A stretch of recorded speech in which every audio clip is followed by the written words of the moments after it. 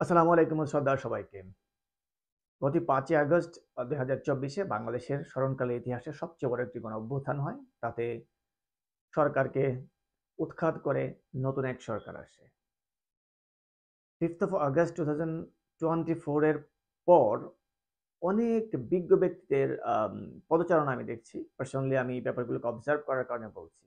কিন্তু 5th of আগস্টের আগে কোনো সময় তাদেরকে এইভাবে গলা ফাটিয়ে কথা বলতে দেখিনি এবং অনেককে তো কথা বলতে মোটেও দেখিনি লাস্ট 15 ইয়ারে। তার মানে হচ্ছে আপনি যে এখন কথা বলতে পারতেছেন, আপনি যা বলার তা বলতে পারতেছেন, সেটা হচ্ছে এই রেভলিউশনের ফল। এই গণঅভ্যুত্থানের কারণে আপনি আপনার বাক স্বাধীনতা প্রকাশ করতে পারতেছেন। আপনি সেটা মানেন আর না মানেন, this is the fact. Secondly হচ্ছে অনেকেই দেখলাম বর্তমান অন্তর্বর্তীকালীন সরকারকে মূল্যায়ন শুরু করে দিয়েছেন compare to the previous government. আপনাদের জ্ঞাতার্থে বলে রাখছি, 5th অফ আগস্ট থেকে আজকের দিন পর্যন্ত ধরলেও ২ মাস সময় হয় না।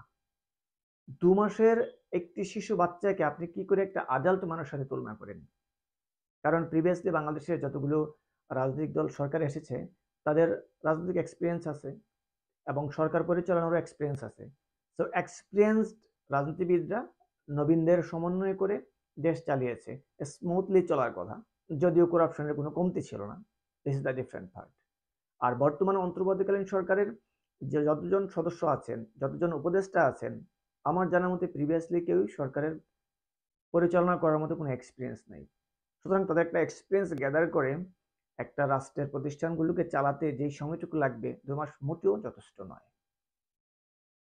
এরপর আরেকটা ব্যাপার হচ্ছে প্রিভিয়াস গভর্নমেন্টের বেশ কিছু দলকানা সাপোর্টার। আমি সবসময় বলছি যে দলের অনুগত হওয়া আর দলকানা হওয়া এক না। যারা দলকে সাপোর্ট করেন তাদের প্রতি শ্রদ্ধা এবং ভালোবাসা। আপনি আপনার দলকে সাপোর্ট করবেন, আপনি আপনার দলের আদর্শকে ধারণ করবেন, ইটস ফেয়ার এনাফ।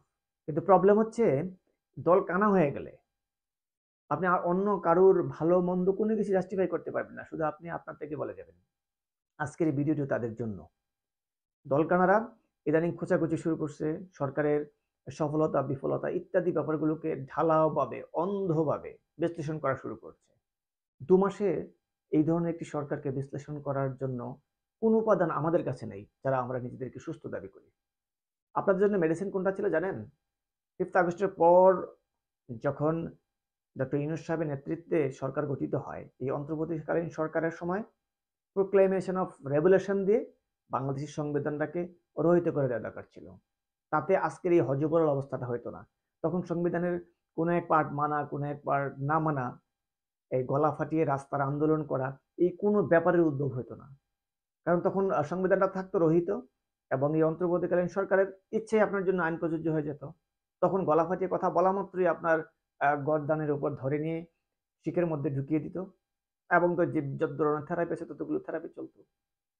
সুতরাং আবেগে নয়, বিবেককে খাটিয়ে বাস্তবতাকে বিশ্লেষণ করে তারপর তথ্য উপাত্ত সামাজিক মাধ্যমে ছড়ানোর চেষ্টা করুন।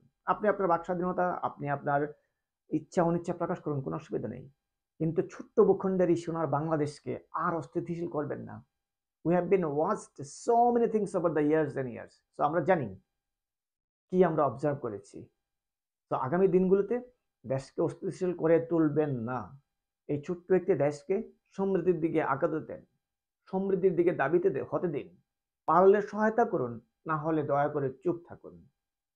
আশা করি আপনাদের শুভবুদ্ধির উদয় হবে। অন্যথায় থেরাপির ব্যবস্থা আবারও করা হবে। ভালো থাকবেন। ধন্যবাদ।